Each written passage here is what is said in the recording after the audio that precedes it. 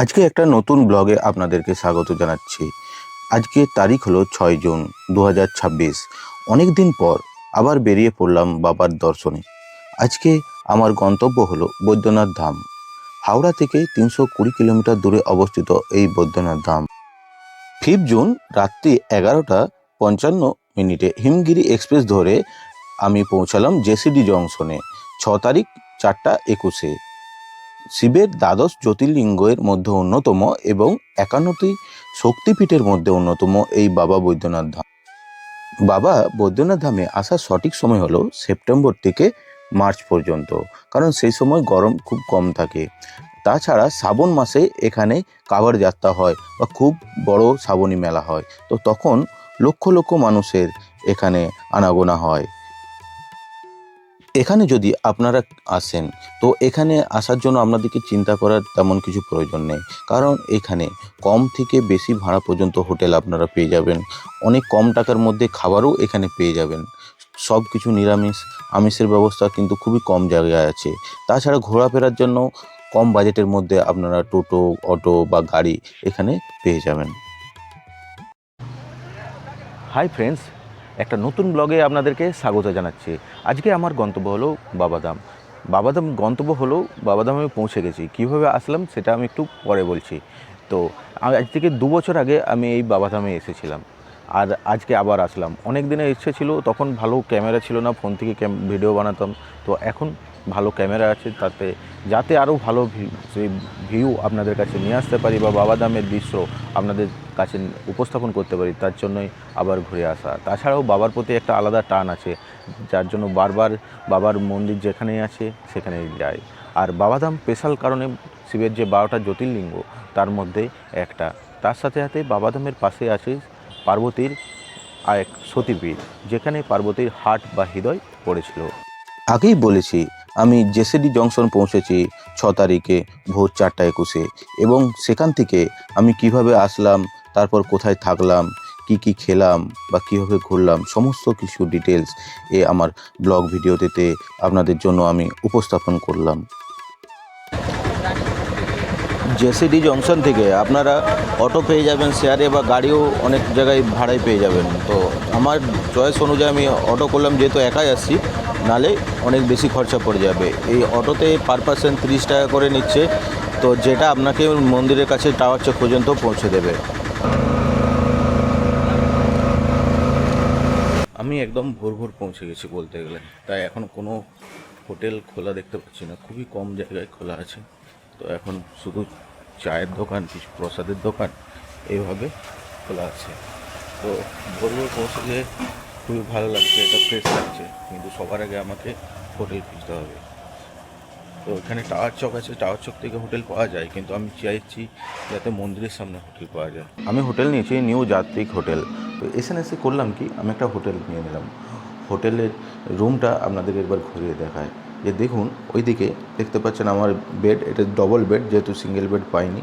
তো পাশে দেখুন প্লাগ সমেত যে চার্জার দেওয়ার জায়গা বা লাইট, ফ্যানের সুইচ, ওগুলো সব আছে। নিচে একটা ফোন আছে, তার সাথে একটা ছোটো টেবিল দিয়েছে, সামনে টিভি দিয়েছে, আর এখানে একটা খাবার টেবিলের মতো দিয়েছে, ডাইনিং টেবিল যাকে বলে। তাছাড়া এখানে বেসিন দেখতে পাচ্ছেন, এখানে দেখুন একটা আয়না আছে, আয়নার সাথে সাথে ওয়ারড্রব দিয়েছে, যাতে আমার জিনিসপত্র বা জামা কাপড় এখানে রাখতে পারি। তাছাড়া যদি আপনাদেরকে দেখায়, এখানেও কিন্তু লাইট দিয়েছে। আর তাছাড়া এটা হচ্ছে আমার বাথরুম। বাথরুমে দেখুন শাওয়ার আছে, উপরে গিজার আছে, তাছাড়া কোমর দিয়েছে। তো যেটা বলতে যে এক কথায়, কিন্তু এটা ব্যাপক, এর নিয়ে কোনো কথা হবে না। এর রেট মাত্র 850 টাকা। আমার হোটেল থেকে শিবগঙ্গা ঘাটের দূরত্ব হচ্ছে 950 মিটার। তো এটা আমি এখন পায়ে হেঁটেই চলে যাব, কারণ ওখানে যাওয়ার জন্য টোটো বা অটোর প্রয়োজন হয় না, হেঁটেই যাওয়া যায়। এই হচ্ছে শিবগঙ্গা ঘাট। এখানে সবাই দেখতে পাচ্ছেন স্নান করবার জন্য রেডি হচ্ছে। এই শিবগঙ্গা ঘাটে সবাই স্নান করার পর বাবার উদ্দেশ্যে জল নিয়ে যায়।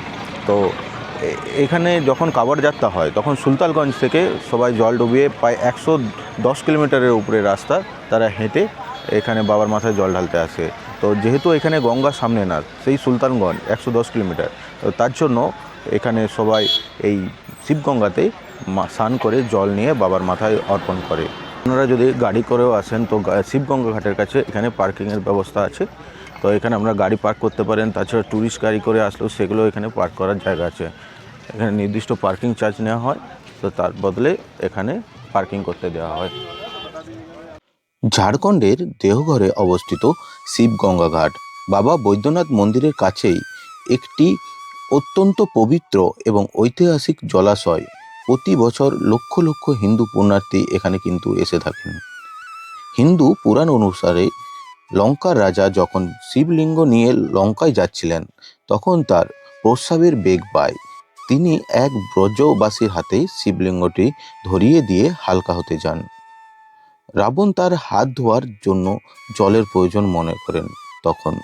তখন তিনি নিজের মুষ্টির আঘাতে মাটিতে একটি বিশাল গর্ত তৈরি করেন, যা থেকে জলাশয় উৎপন্ন হয়। এই জলাশয়টি আজকের শিবগঙ্গা নামে পরিচিত।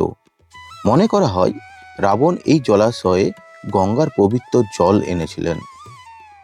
শিবলিঙ্গটিকে রাবণ যখন ব্রজবাসীর হাতে দিয়ে চলে যায় তখন সেটির ভার সহ্য করতে না পেরে সেটিকে ব্রজবাসী মাটিতে রেখে দেয়। রাবণ ফিরে এসে লিঙ্গটি তোলার আপ্রাণ চেষ্টা করলেও তাতে ব্যর্থ হয়। রাবণ ক্ষুব্ধ হয়ে লিঙ্গের উপর চাপ প্রয়োগ করেন, যার ফলে শিবলিঙ্গটি কিছুটা দেবে যায়। পরবর্তীতে ব্রহ্মা ও বিষ্ণু এসে এই লিঙ্গের পূজা করেন এবং এই বৈদ্যনাথ মন্দিরের প্রতিষ্ঠা করেন। শিবের 12টা জ্যোতির্লিঙ্গের মধ্যে এই একটা মাত্র জ্যোতির্লিঙ্গ যেখানে ভক্তরা শিবের লিঙ্গের উপর হাত দিয়ে পুজো করতে পারে।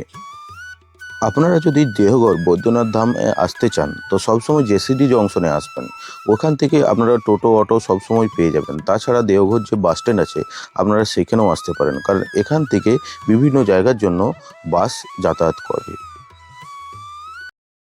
শিবগঙ্গা ঘাটের সাইডে আপনারা অনেক দোকান পেয়ে যাবেন, যে দোকানগুলোতে আপনারা গামছা বা পুজোর জন্য যত সামগ্রী জিনিসপত্র প্রয়োজন, এখান থেকে আপনারা ফুল বা বিভিন্ন ধরনের আপনার নিত্য সামগ্রী যেগুলো বাড়ির জন্য প্রয়োজনীয় সেই জিনিসগুলো নিয়ে যেতে পারেন। তাছাড়া এখানে প্রসাদ পাবেন, ঠাকুরের জন্য যে প্রসাদ নিয়ে যে আপনারা ঠাকুরকে অর্পণ করতে পারেন। তো এখানে সমস্ত কিছু আপনারা পেয়ে যাবেন, যেটা নিয়ে আপনাদের কোনো ভাবনা চিন্তা করার দরকার নেই। আপনারা শিবগঙ্গা ঘাটের পাশে এই ধরনের প্রসাদের দোকান পাবেন, যেখান থেকে আপনারা পুজো দেওয়ার জন্য প্রসাদ নিয়ে যেতে পারেন। এই হচ্ছে বৈদ্যনাথ ধাম মেন গেট বলবো না, এখানে 4টে গেট আছে, তো 4টে গেটের মধ্যে একটা। এখানে আপনাদের জুতো রাখার জায়গা আছে দেখতে পাচ্ছেন, তাছাড়া নিচেও সবাই রেখে দিয়ে যাচ্ছে। তো এই দিক দিয়ে আপনারা প্রবেশ করতে পারেন।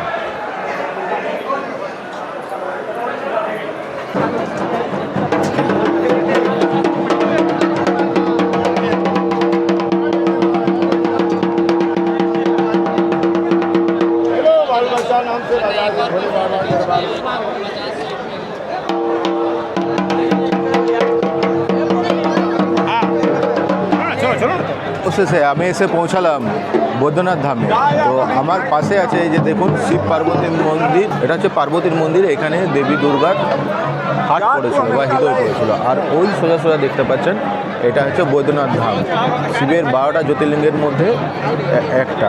তো এইখানে যে উপরে লাল সুতোগুলো দেখতে পাচ্ছেন এইগুলো হচ্ছে মানুষ তার মনস্কামনা জানানোর জন্য ভগবানের কাছে এটা প্রার্থনা বা মানত করে থাকে, যেটা আপনার বৈদ্যনাথ ধামে চূড়া থেকে পার্বতীর যে শক্তিপীঠ আছে বা সতীপীঠ আছে সেখানে পর্যন্ত বাঁধানো হয়। তো এর জন্য যারা বাঁধছে তাদের জন্য এক্সট্রা টাকা তারা নেয়।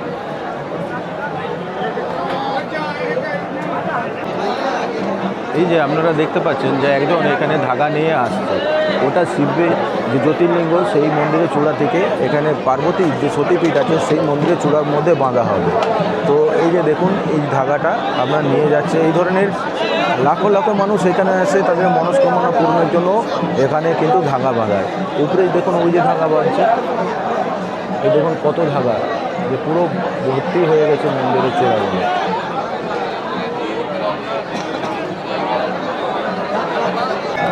এই বৈদ্যনাথ ধাম খোলার টাইম হলো ভোর 4টের সময়, কিন্তু ঠাকুর দর্শন করতে পারবে সকাল 6টা থেকে সন্ধ্যে 6টা-7টা পর্যন্ত। কখনো কখনো মানুষের ভিড় থাকলে এটা আরও বেশি টাইম ধরে খোলা থাকে। তো সন্ধ্যাবেলায় এখানে সন্ধ্যা আরতিও হয়, কিন্তু ওইটা একটা দেখার মতো ব্যাপার। তো এখন আপনাদেরকে এই বৈদ্যনাথ ধামটা আমি চারিদিকটা ঘুরিয়ে ঘুরিয়ে দেখাচ্ছি। এখানে আগে যখন এসেছিলাম তো তখন এত সুন্দরভাবে ঘেরা থাকেনি, যাতে মানুষের অসুবিধা না হয়, রোদ জল থেকে বাঁচার জন্য এগুলো ঘেরা হয়েছে। কিন্তু আগের বেলায় তখন থাকেনি। আমি কিন্তু বেশি দিন আগে আসিনি, 2 বছর আগে এসেছিলাম। এই যে লাইনটা দেখতে পাচ্ছেন, সবাই লাইন বরাবর আসছে। এটা হচ্ছে শিবগঙ্গা ঘাট থেকে লাইন দিয়ে আসছে। এটা হচ্ছে জেনারেল লাইন আছে একটা, আর একটা আছে ভিআইপি লাইন। তো জেনারেল লাইনে আপনার কিন্তু টিকিট লাগে না, আপনি প্রায় 4-5 ঘন্টা এমনি অনার্সের টাইমে দাঁড়িয়ে আপনাকে মন্দির বাবার দর্শন করতে পারবেন। কিন্তু একটা ভিআইপি লাইন সেটা 300 টাকা করে নেয়। কিন্তু যখন শ্রাবণ মাস আসে তখন প্রচুর ভিড়ের কারণে ভিআইপি পাসটা 500 টাকা হয়ে যায়। আবার কখনো কখনো ভিড়ের জন্য সেটা বন্ধও হয়ে যায়, যে সবাই জেনারেল লাইনের মতো লাইনে দাঁড়িয়ে ঢুকবে। বৈদ্যনাথ ধাম চত্বরে শিবের জ্যোতির্লিঙ্গ মন্দির বা পার্বতীর শক্তিপীঠ ছাড়াও 21টি ছোট বড় মন্দির আছে। তাছাড়া অন্যান্য মন্দিরে আমরা দেখি কি চূড়ায় ত্রিশূল থাকে, এখানে কিন্তু পঞ্চশূল আছে, যেটি প্রাচীনকাল থেকে এই মন্দির দুটিকে রক্ষা করে আসছে। कहाँ से हैं आप लोग? वो कहाँ से है यहाँ पे? বিহার মে। তো আমার সাথে দেখতে পাচ্ছেন এখানে বিহারের 3টে ভাই আসছে। এরা হচ্ছে বাবা বৈদ্যনাথ ধামে দর্শন করতে আসছে। তো এরা এখানে এসে খুব খুশি, এখানে চারিদিকে ঘুরে বেড়াচ্ছে। ওরা বলছে যে আমার ভিডিওটা যেন আপনার ব্লগের সাথে থাকে। তো বন্ধুরা, তো এখানে তো অনেক সাইট সিন আছে, তো সবটা তো একদিনের মধ্যে ঘোরা সম্ভব না। তো এখানে যেমন বাসুকীনাথ আছে, ত্রিকুট পর্বত আছে, সেই ধরনের তপবন আছে, নৌলখা টেম্পল আছে, প্রেম মন্দির আছে, এই ধরনের অনেক ছোটোখাটো মন্দির বা পাহাড় পর্বত আছে। তো আমি বাসুকীনাথ টেম্পল বা ত্রিকুট পর্বত আমি যাচ্ছি না, কারণ ওটা একটু দূরে হয়ে যাবে, তো আমার টাইম হবে না। তো আমি এখন যাচ্ছি নৌলখা মন্দির, তপবন, আর তার সাথে সাথে আপনার প্রেম মন্দির। এটা হচ্ছে শ্রী শ্রী যুগল মন্দির বা নৌলখা মন্দির। ফাউন্ডেশন হয়েছিল এটা 1936 সালে। এই যে আমার পেছন দিকে দেখতে পাচ্ছেন নৌলখা টেম্পল, এটা নৌলখা টেম্পল হওয়ার কারণ কী হলো? তো এটা হচ্ছে নৌলখা মন্দির, এটা হচ্ছে দেওঘর ঝাড়খণ্ডের মধ্যে অবস্থিত। তো এটা তৈরি করতে 9 লাখ টাকা খরচা হয়েছিল, তাই এই মন্দিরটার নাম নৌলখা। ঝাড়খণ্ডের দেওঘরে অবস্থিত নৌলখা মন্দির রাধাকৃষ্ণের মন্দির। এটি একটি ঐতিহাসিক হিন্দু তীর্থস্থান। এর উচ্চতা 146 ফুট। মন্দির নির্মাণের পেছনে প্রায় 9 লক্ষ টাকা খরচা হয়েছিল, যার কারণে এর নাম নৌলখা রাখা হয়েছে। কলকাতার পাথুরিয়াঘাটার বিখ্যাত ঘোষ পরিবারের সদস্য রানী চারুশীলা এই মন্দিরটির নির্মাণ কাজ সম্পূর্ণ করেন। বেলুড়ের রামকৃষ্ণ মন্দিরের অনুকরণে এই মন্দিরের স্থাপত্য নকশা তৈরি করা হয়েছে। মার্বেল পাথরে নির্মিত এই মন্দিরের গর্ভগৃহে রাধাকৃষ্ণ এবং গোপালের সুন্দর মূর্তি রয়েছে। বিখ্যাত দেওঘর বদ্রীনাথ মন্দির থেকে প্রায় 1.5 কিলোমিটার দূরে এই মন্দিরটি কিন্তু অবস্থিত।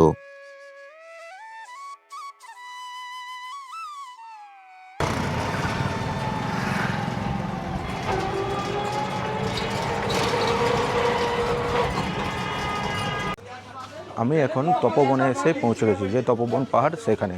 তো যখন তপবন পাহাড়ে উঠতে যাব, তো তো চারদিকে এই ধরনের দোকান দেখতে পাবেন। তো এই ধরনের ছোটদের বাচ্চাদের খেলনাপাতির দোকান পাবেন। তাছাড়া এখানে ঠাকুরের মূর্তি, বিভিন্ন ধরনের পুজোর সামগ্রী এখানে নিতে পারবেন। তো এটা কিন্তু তপবনে আসলেও আপনারা পাবেন, এখানে ঠাকুরের পুজো দিতেও পারেন যদি ইচ্ছা হয়। আর এখানে আসার সাথে সাথে আপনাদেরকে কিছু গাইড ধরে ফেলবে, বলবে আর নিতেই হবে, না নিলে যাওয়া যাবে না। কিন্তু একটা কথা আপনারা মনে রাখবেন, কোনো গাইড ছাড়াই যাওয়া যাবে, জোর জবরদস্তি কিছু না। আপনাদের ইচ্ছে হলে নেবেন, না হলে নেবেন না। কথিত আছে তপবন পাহাড়ের উপরে শিব মন্দির আর বজরংবলীর মন্দির আছে। তো এখানকার মানুষদের কথায় যদি ওই বজরংবলীর মন্দিরে যাওয়া হয় এবং তার কাছে কিছু চাওয়া হয়, তো সেটা ঠাকুর পূর্ণ করে।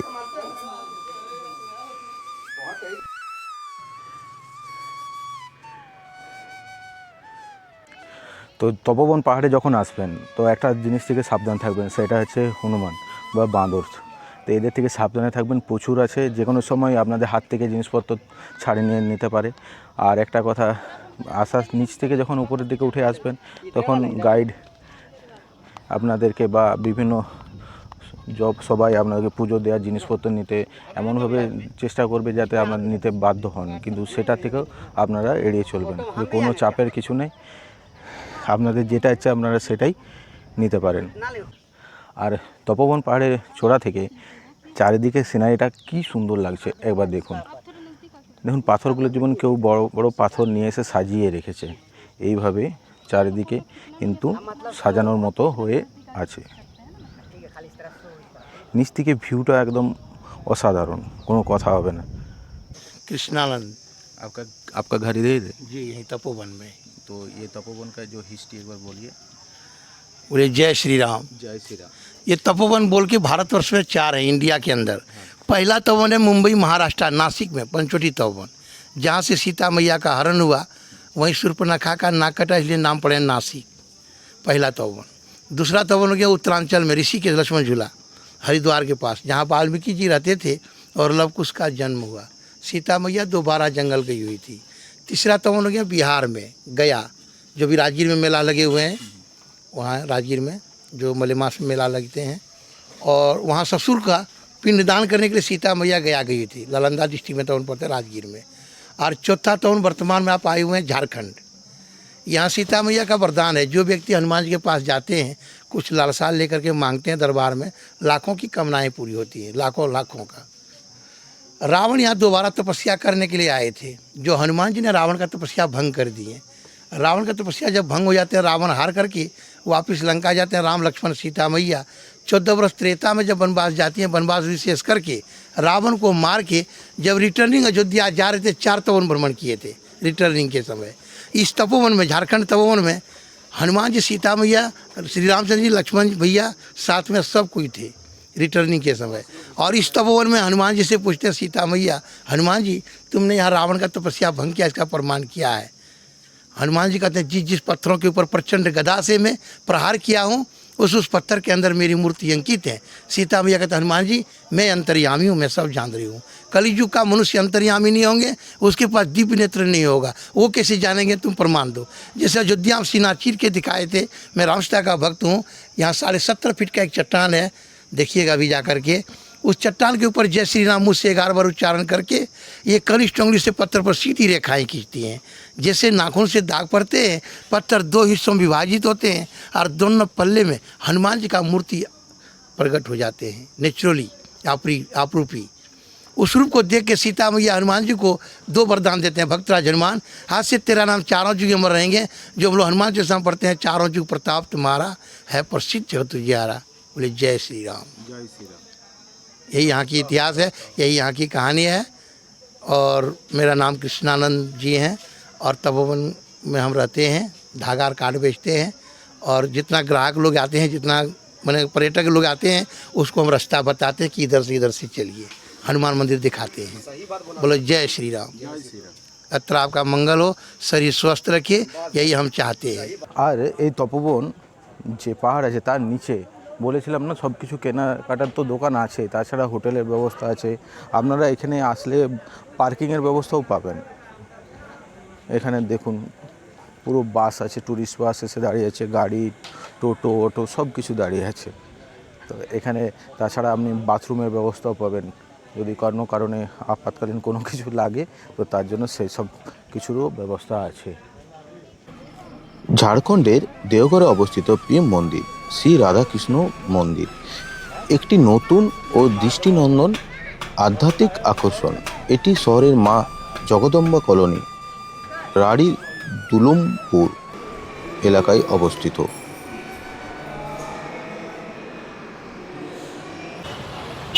বন্ধুরা এই হচ্ছে টাওয়ার চক, যে এখানে দেখতে পাচ্ছেন টাওয়ার, এটা হচ্ছে দেওঘরের যে আপনারা মন্দিরে আসবেন সেটা হচ্ছে মেন পয়েন্ট। মানে বলতে গেলে এখান থেকে আপনার সোজা গেলে মন্দির আপনার 900 মিটার, 900 থেকে 950 মিটারের মধ্যে পড়বে। ডান দিকে গেলে বা এই সোজা রাস্তাটা গেলে ঘুরে আপনার বৈদ্যনাথ নাম যে রেলওয়ে স্টেশন আছে সেটা পড়বে। তো এখানে মূলত হোটেলগুলো রেট বেশি হয়, আর মন্দিরের সামনে যখন যাবেন সেগুলো রেট একটু কম হয়, কারণ সেগুলো অনেক পুরনো দিনের হোটেল। তো এখান থেকে আপনারা 1000 টাকার মধ্যে নন এসি এবং 1500 টাকার মধ্যে এসি রুম পেয়ে যাবেন, আর যত মন্দিরের সামনে যাবেন সেই রেট কমতে থাকবে। এখন লাঞ্চ টাইম, খুব খিদে পেয়েছি, তাই নিলাম ভেজ চাউমিন, যেটা আমার পড়লো 120 টাকা প্লেট। তো একটা কথা না বলে পাচ্ছি না, যে এই জায়গাটা দেখে টাওয়ার চক থেকে বাবাধামের দিকে রাস্তাটা আসার সময় দেখে আমার বারাণসীর কথা খুব মনে পড়ছে। কারণ বারাণসীও প্রায় কিছুটা এই রকম। যখন আমরা কাশী বিশ্বনাথ টেম্পল দেখতে গেছিলাম, তো তখন এই বারাণসী যে ঘাট থেকে, যে দশাশ্বমেধ ঘাট থেকে যে রাস্তাটা সোজা যাচ্ছিল, তো সেই রাস্তাটাও কিন্তু ঠিক প্রায় একই রকমের। লাঞ্চ কমপ্লিট করে নিয়েছি, একটু লেট করে করেছি, বিকেল হয়ে গেছিলো।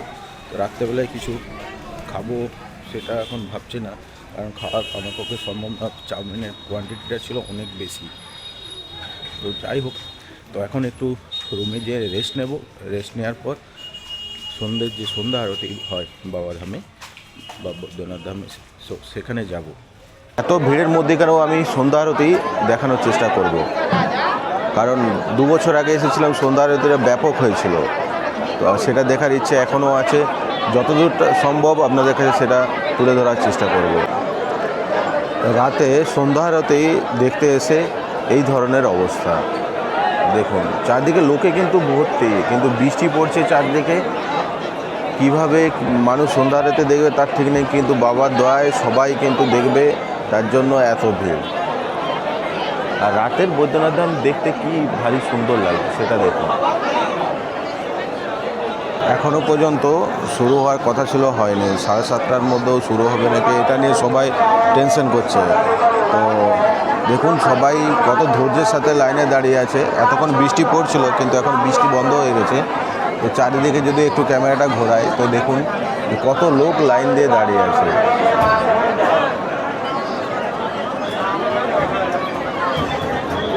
চারিদিকে লোকারণ্য।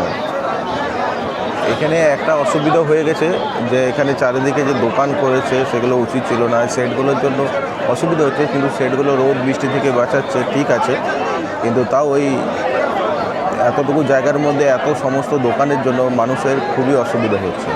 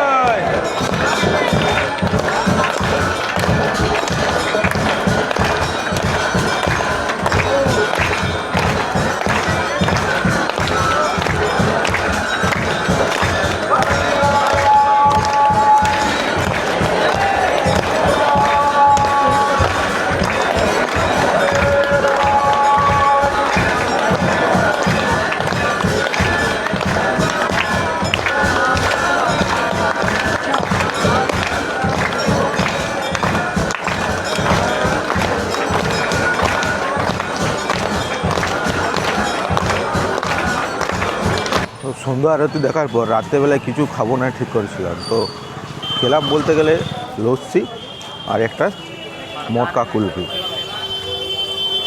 তো মটকা কুলফিটা নিল 20 টাকা, আর লস্যিটা নিল 50 টাকা। তো কারণ বেশি ভারী কিছু খাওয়া চলবে না, কালকে সকাল সকাল যেতে হবে। আর এখানে খাবার ঠিকঠাক পছন্দ না, কারণ টেস্ট মোটামুটি আছে, সেই ধরনের না, খাস কিছু না। তো তার জন্য আর খেলাম না। তো চলুন এরপরে হোটেলের দিকে যাওয়া যাক। বন্ধুরা, এই ব্লগটি আমি এখানেই শেষ করব। তার আগে কিছু গুরুত্বপূর্ণ তথ্য আপনাদের সঙ্গে শেয়ার করি।